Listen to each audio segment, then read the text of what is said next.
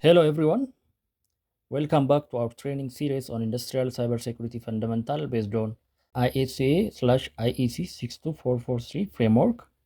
In the previous video, we introduced the ISA/IEC 62443 standard and we explained that why industrial environments require specialized cybersecurity approach. In this video, we will explore one of the core architectural concepts of industrial cybersecurity, which are zones and conduits. This concept will help organizations design industrial network that prevent attacker from moving freely across system. Before diving into our discussion, let me ask you a simple question. What happens if an attacker gain access to one computer inside a factory network? Can they move freely across the entire industrial system, or are there any barriers that stop them? This question leads us to one of the most important concepts in industrial cybersecurity, which is network architecture. In this episode, we will explore four important concepts related to industrial cybersecurity architecture. Firstly, we will discuss network segmentation fundamentals and why dividing industrial network into several security zones is critical for protecting critical infrastructure and reducing cyber risk exposure. Second, we will understand security zones, what ISA/IEC 62443 define as a security zone and how this logical or physical grouping protects system with similar security requirements. Third, we will explore conduits, how conduits establish controlled communication paths between zones and enforce security policies to restrict unauthorized access. Finally, we will discuss how segmentation helps to reduce cyber risk and prevent attack from spreading across industrial system. Let us begin with critical questions that every industrial security architect must consider. What happens when an attacker compromises a single device in your industrial network? Can they pivot to other critical system? Can they reach safety controller or production system?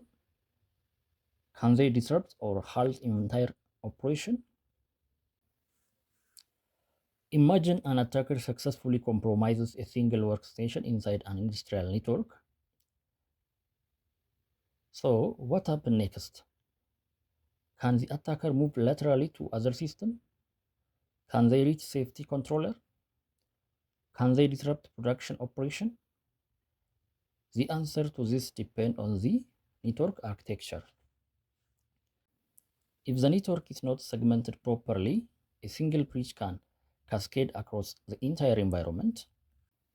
Industrial cybersecurity architecture determines how easily attacker can move between systems.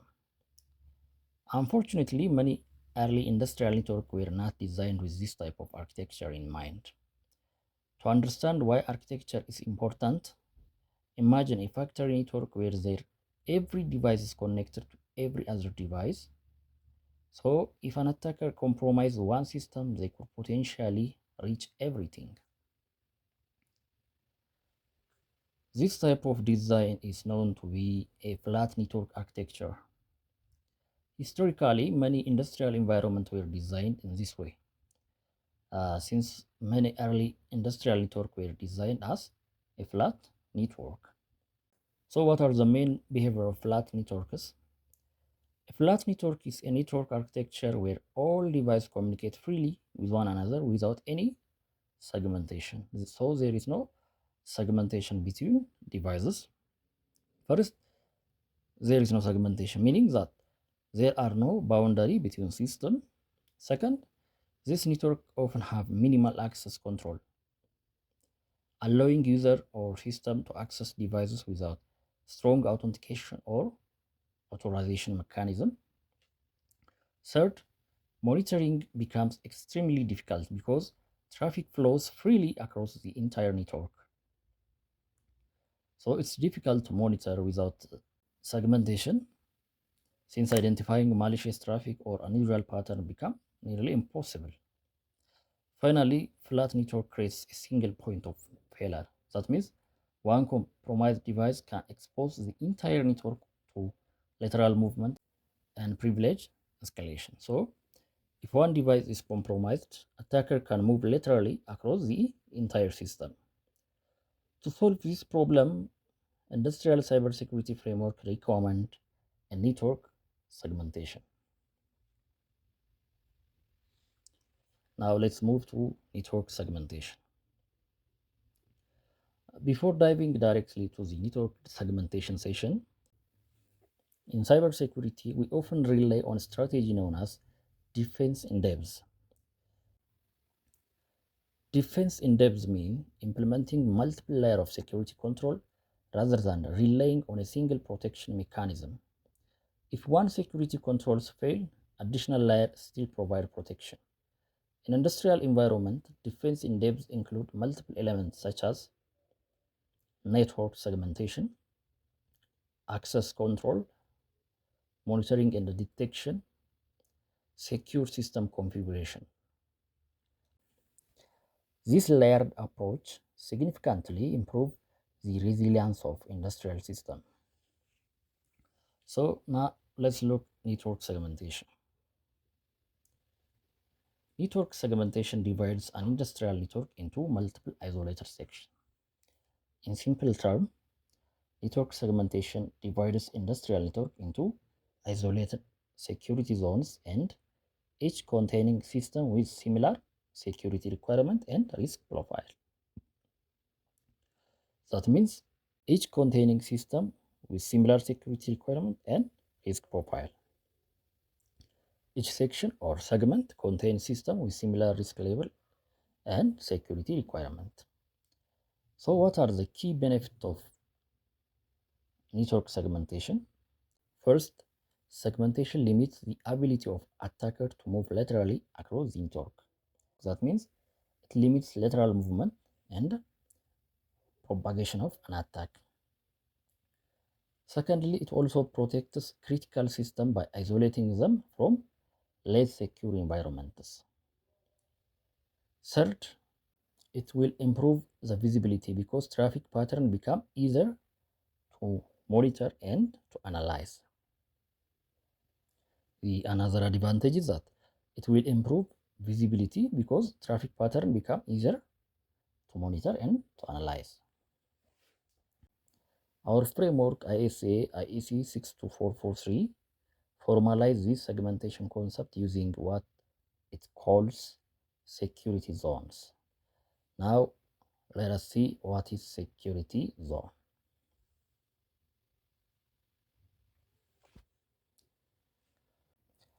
Security zone is a logical or physical grouping of an asset that share common security requirements.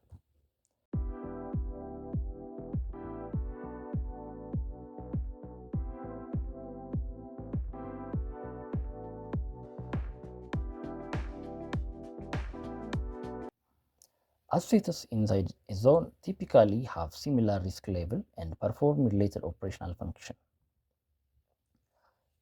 That means they have similar security requirement, similar command risk level, and shared functional roles. For example, multiple controllers managing a production line may be placed in the same zone because they perform similar operational roles. Grouping assets into zone allow organization to apply security policy consistently. So, zone shares the same security requirement and risk level and also share operational or functional roles. So, the definition of zone is simple. That means dividing a logical or physical grouping of assets that share common security requirement.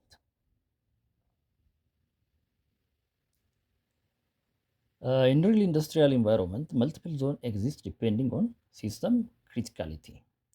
This is one of the method in which our framework uses the network segmentation concept into security zones. Now, let us see this by examples. Let's look at a typical industrial environment, enterprise zone or enterprise IT zone. The enterprise IT zone contains corporate systems such as email server, business application, and office network. This enterprise IT zone will contain a corporate system, business network, and enterprise application with standard IT security control. That means this zone share similar security requirement and common risk level, and also share a functional role.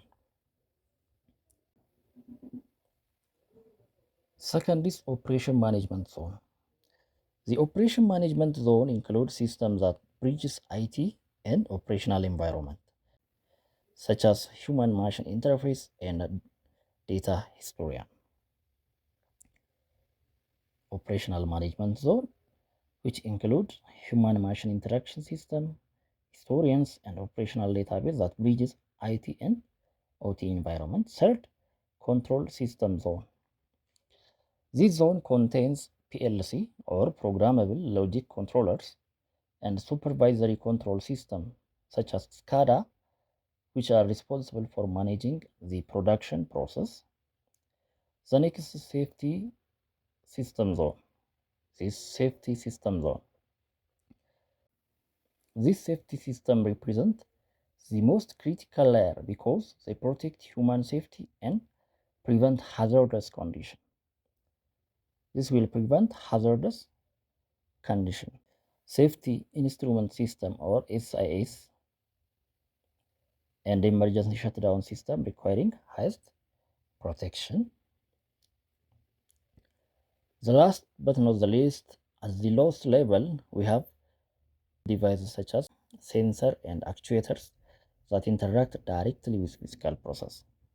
Field device zone contains sensor actuator field level device with direct physical process control. So this means each zone that are listed here are assets inside a zone. So typically have similar risk level and perform related operational function. However, segmentation alone is not enough. We must also control how zones communicate with one another. We must also control how zones communicate with one another. So now let's move to conduits. So in our earlier discussion that we have said that segmentation alone is not enough. We must also control how zones communicate with one another. This will give us a new concept called conduit. This is where conduit came into play. A conduit is a controlled communication path between two security zones. A conduit is simply a controlled communication path between two security zones. So, conduit enforce security policies and restrict unauthorized communication between zones. They can monitor traffic, enforce protocol restriction, and ensure that only authorized communication occurs. Typical conduit technology include industrial firewalls, secure gateway, specialized OT or operational technology security appliances. So conduit functions are listed here. First, enforce security policy at zone boundaries. Second, restrict communication to authorized protocol. Third, monitor and log all cross-zone traffic. And finally, protect critical system from unauthorized access.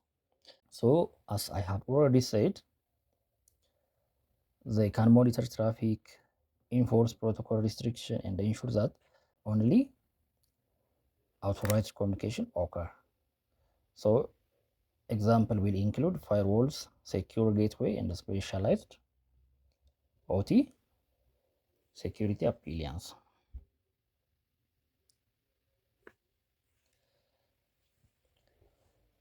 When zones and conduits are combined together, they create a secure industrial architecture. When we combine zones and conduit, we can get a secure industrial architecture. So now we see the difference between zone and the conduits. Now let's move to the architectural model of our framework. Now let us move to the most important concept, which is architectural model of ISA/IEC 62443 framework. The ISA/IEC 62443 framework recommends three major steps, or it defines three major architectural models.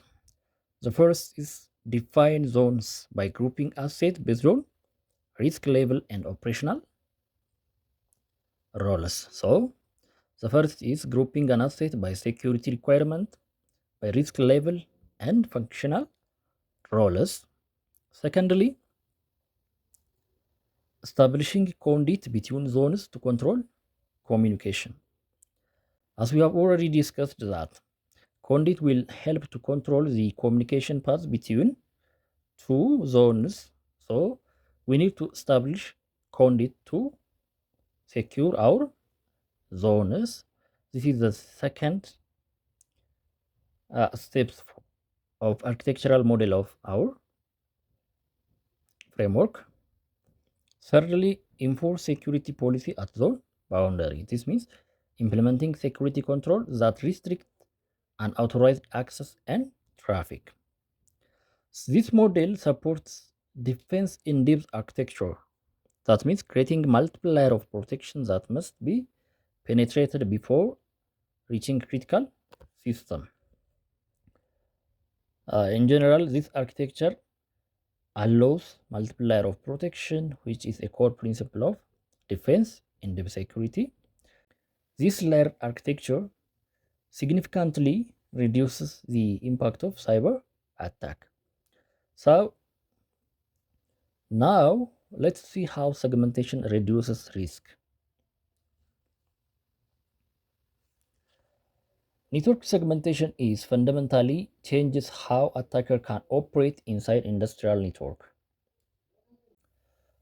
Network segmentation creates a strategic barrier that fundamentally changes an attacker's ability to compromise critical system.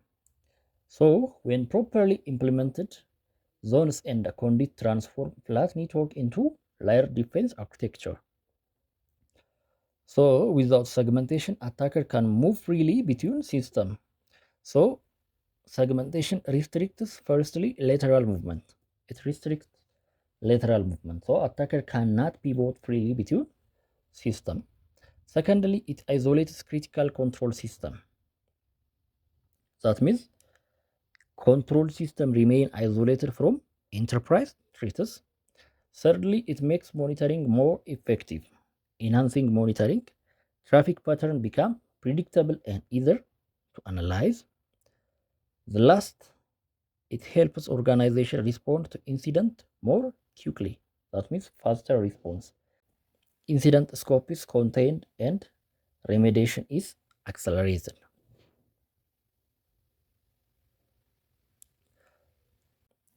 Now let's look at practical scenario to see how segmentation make difference.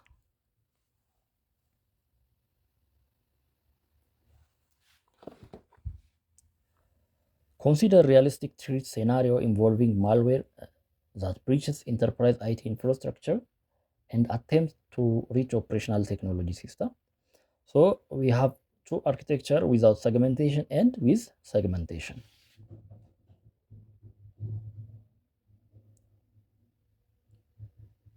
Without segmentation, flat network architecture allows unrestricted lateral movement.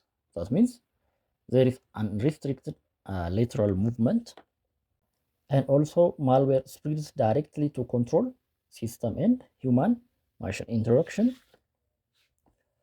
Suddenly, OT network become fully compromised. As you see from this graphic design, OT network become fully compromised, and then cascading failure across all system. So it will be pivoted to the all optional technology systems. What if we implement segmentation? Firewall can block unauthorized protocol and ports. Zones boundaries prevent direct access to OT system. Control system remain protected and operational. Then incident contained to single zone. Then our incident contained into a single zones. So let's generalize this scenario.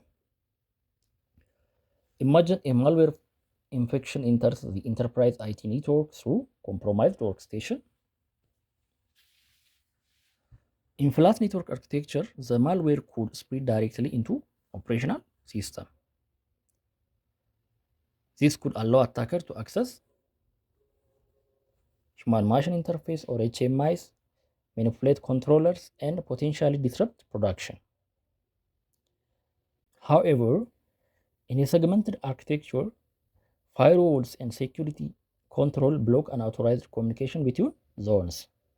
So the attack becomes contained within a single zone. That means preventing it from reaching critical control system. This illustrates why segmentation is one of the most important cybersecurity control in industrial environment. Okay, before finalizing our discussion, let me give you a real-world example, which is the Ukraine power grid cyber attack.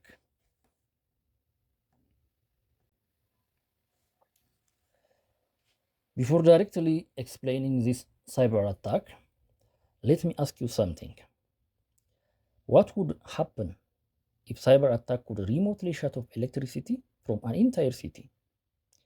No explosion, no physical sabotage, just a few attackers sitting behind computer, and suddenly thousands of homes lose power. This is exactly what happened during the 2050 Ukraine power grid cyber attack. It's one of the first confirmed cyber incident where attackers successfully disrupted an electrical grid. Let's walk you through this real-world incident step by step using a visual diagram. As you can see from this diagram, this case is extremely important for industrial cybersecurity because it demonstrates how attacker can move through different network zones inside critical infrastructure environment. And understanding those zones and the connection is exactly what framework like IEC/IEC 62443 help organization design securely. Now let's move to the Ukraine power grid cyber attack. The attack began with very common technique as we have already discussed on the video too, which is phishing email. Phishing email. Initial malware infection is through phishing email. Employee working inside electricity distribution company received emails that appeared legitimate. This email contained malicious attachments that installed malware when opened. Once the attachment was executed, attacker gained an initial foothold inside the corporate IT network. This stage shows an important lesson.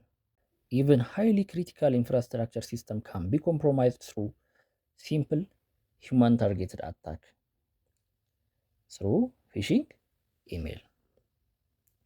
Now the second is remote access to the internal system. After gaining access to the internal network, the attacker moved deeper into the organization system.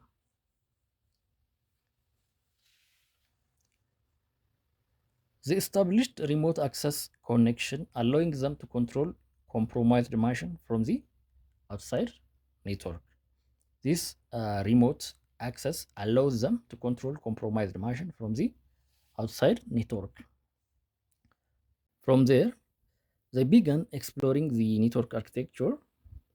The attacker searched for a system connected to the industrial control environment responsible for managing electrical distribution. This stage demonstrated the importance of network segmentation between IT network and operational technology network. So the most important concept you have to know from this is that this stage demonstrated the importance of network segmentation between what? IT network and operational technology networks.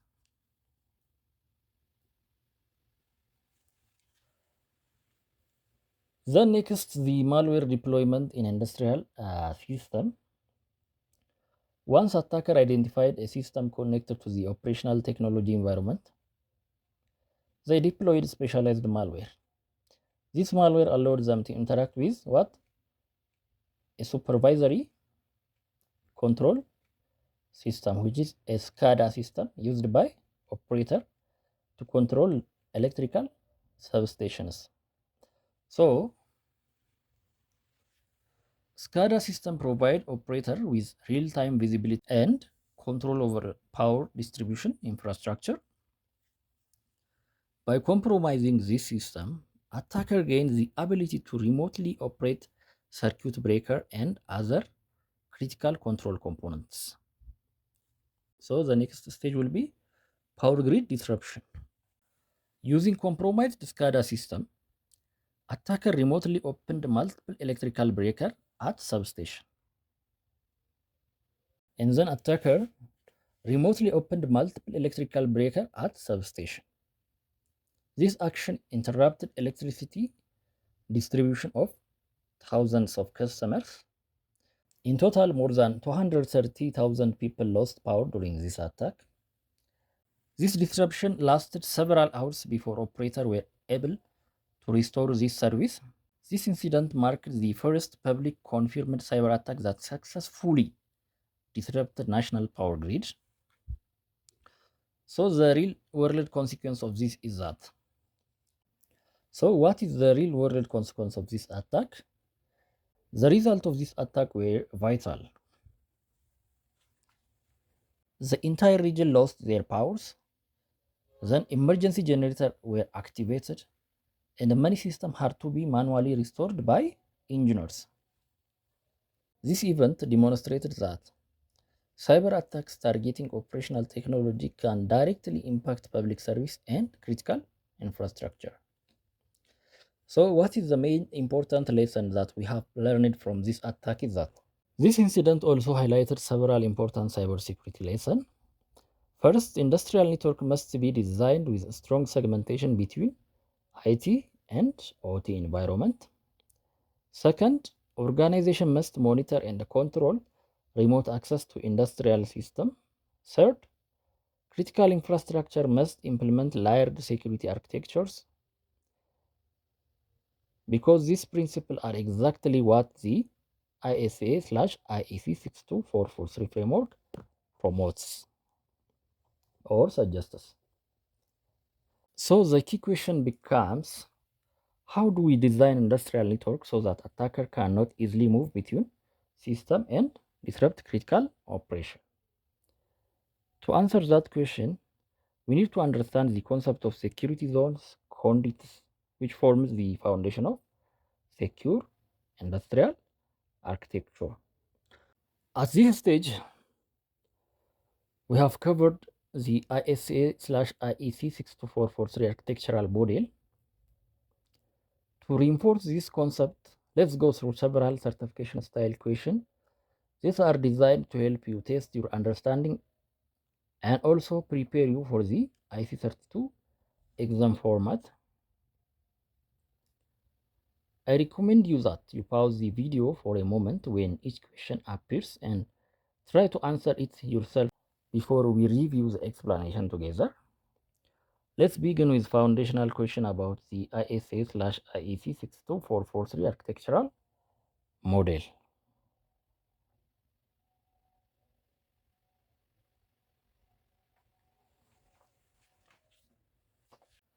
Question number 1. What is the primary purpose of defining security zones in industrial network? What is the primary purpose of defining security zone in industrial network? Option A, to increase network bandwidth. Option B, to group assets with similar security requirement and risk level. Option C, to replace firewall. Option D, to simplify software updates. Option E, to increase controller processing power. Now, take a moment to think about this. What is the primary purpose of defining security zone in industrial network?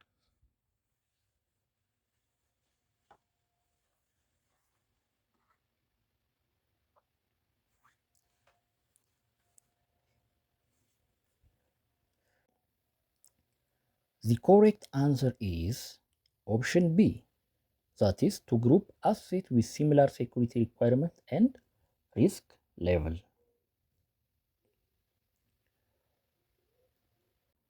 Security zones are key concepts within our framework or within our framework architectural model. Instead of treating every device in industrial network the same, the standard recommends grouping systems that share similar operational function and security requirement. For example, PLC or programmable logic controllers that control production process may be placed in one zone, while enterprise IT systems such as email server and business application are placed in another zone. So, by grouping assets this way, organization can apply consistent security policy and restrict communication between systems within different risk level. In other words, zones allow us to separate critical operational system from less secure environment, so significantly reducing the risk of cyber attacks that will spread across industrial infrastructure. So the correct option is option B, which is to group assets with similar security requirement and risk level. Now let's move to another critical concept in ISA/IEC 62443 architecture. Which statement best describes the role of conduit in ISA/IEC 62443 architecture?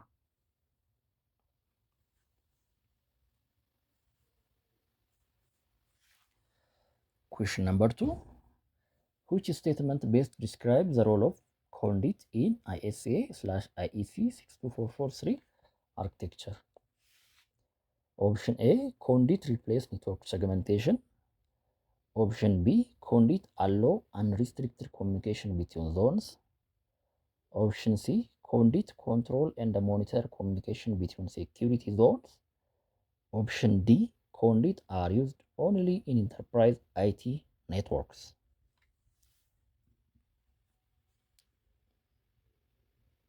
So take your moment to think about this. And also think about how zones communicate with one another.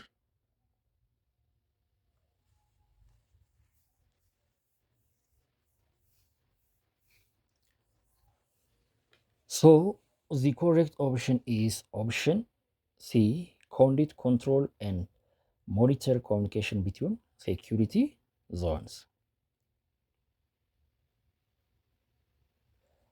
A conduit is essentially a controlled communication path between two or more security zones. While zone defines the boundary of group of system, conduit enforces the rules that govern how those zones interact.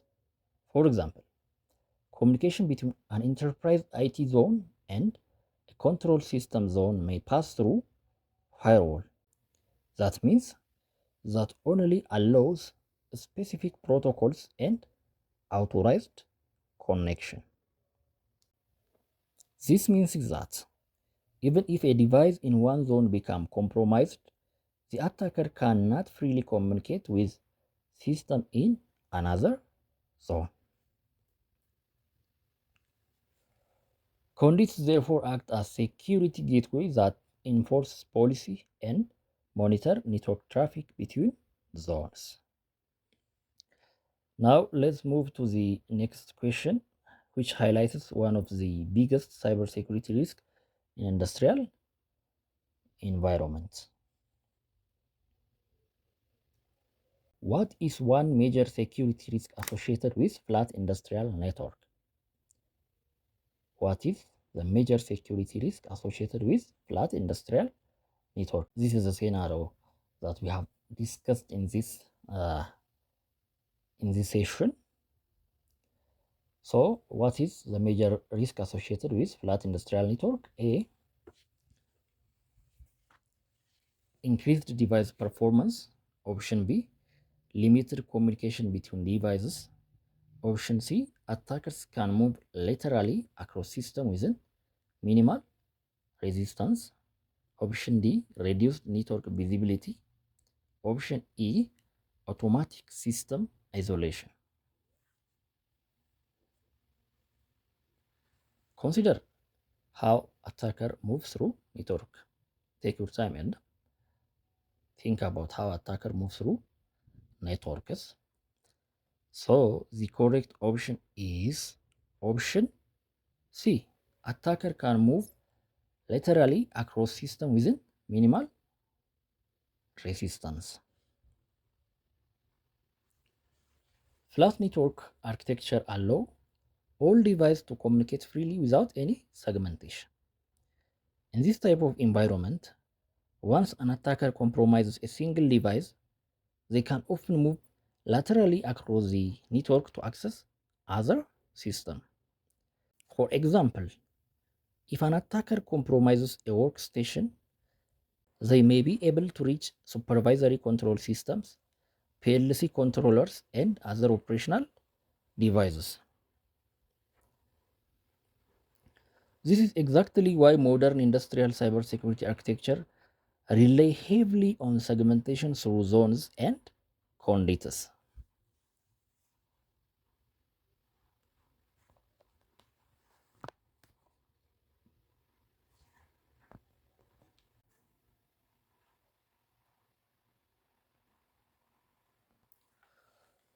Now let's move to the next question. So our next question focuses on the type of device that require the strongest protection in industrial environment.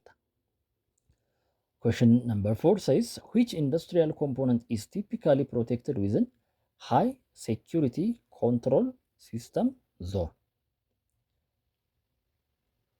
Option A, office printer. Option B, PLC controller.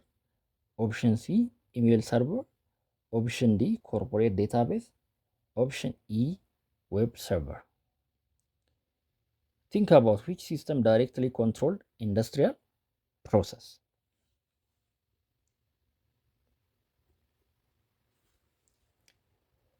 The correct answer is option B, which is programmable logic controller.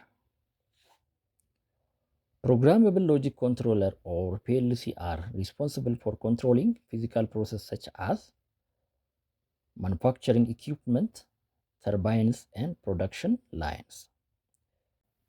If a PLC is compromised, attacker could manipulate industrial operation and also disrupt production or even may cause safety incidents. For this reason, PLC are typically placed in highly protected control system zones within our architectural model or within our ISA/IEC 62443 architectural model. Now let's move to the next question number 5. Question number 5 focuses on one of the most important cybersecurity strategies used in industrial environment. Which security principle is strengthened by implementing zone and conduits? Which security principle is strengthened by implementing zones and conduits? Option A, single layered protection. Option B, defense in depth.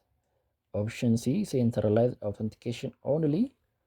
Option D, data compression. Option E, network redundancy. think about layered security.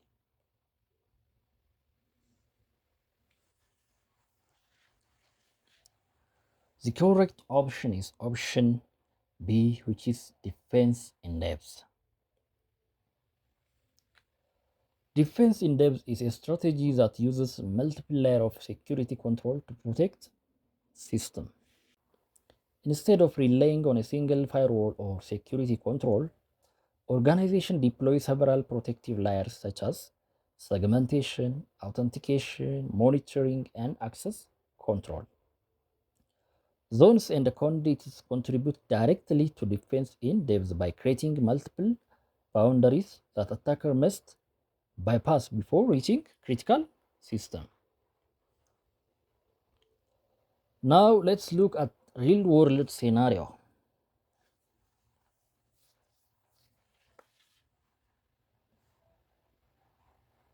Scenario question number 1.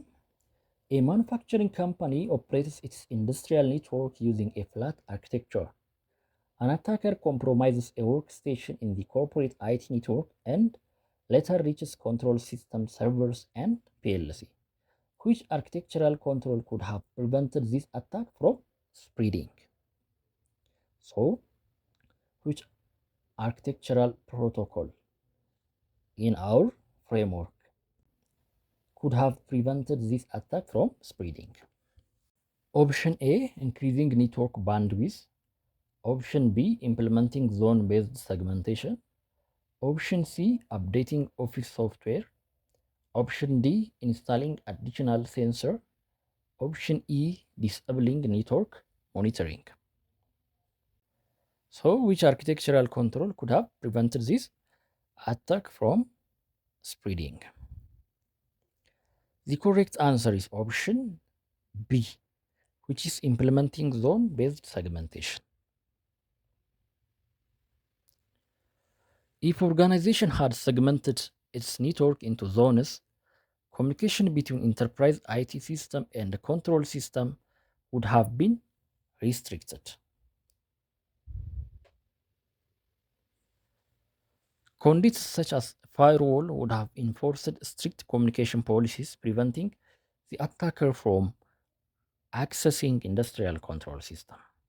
Therefore, this scenario illustrates why segmentation is considered as a foundational security control in industrial cyber security.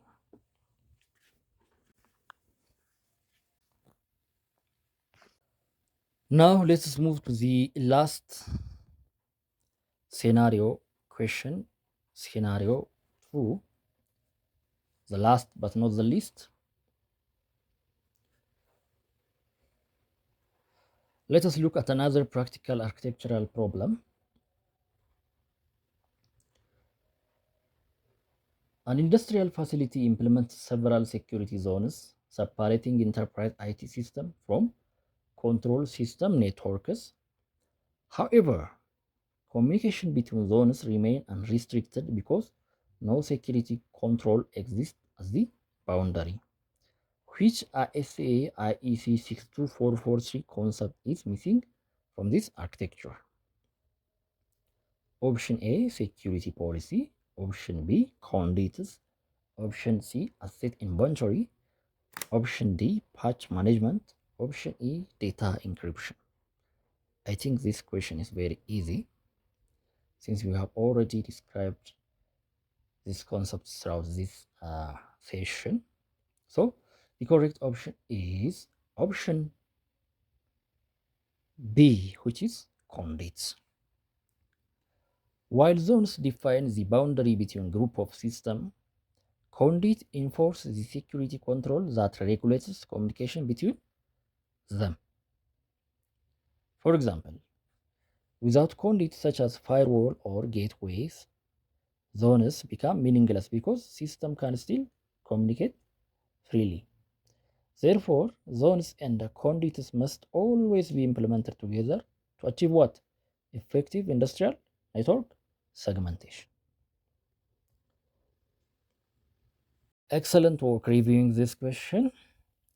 Understanding zones and conduit is essential for designing secure industrial architecture based on ISA/IEC 62443 framework.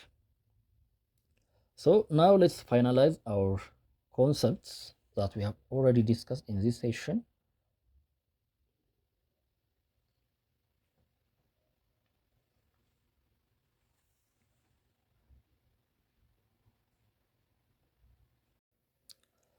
So what are the key takeaways that we have already discussed in this session?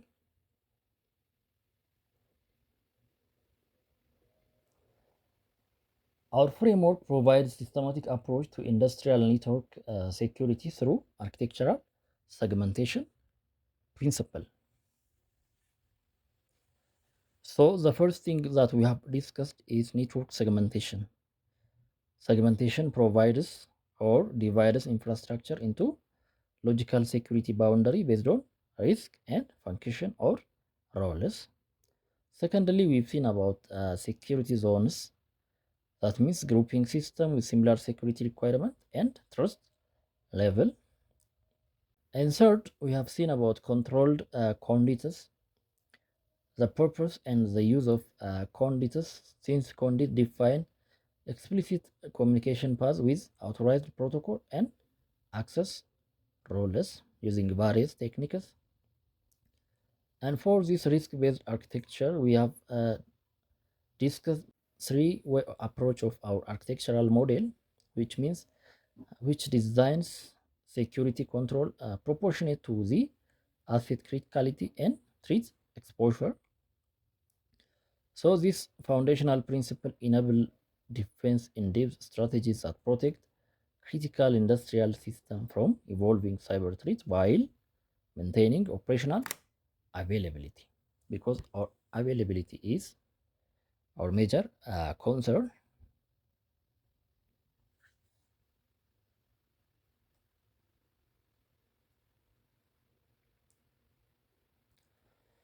So on the next video, we will see about industrial risk assessment and security level within ISA/IEC 62443 framework, which help organization determine the appropriate level of protection required for different industrial system. So this is all about today's discussion. Hope I will see you on the next session. Bye bye.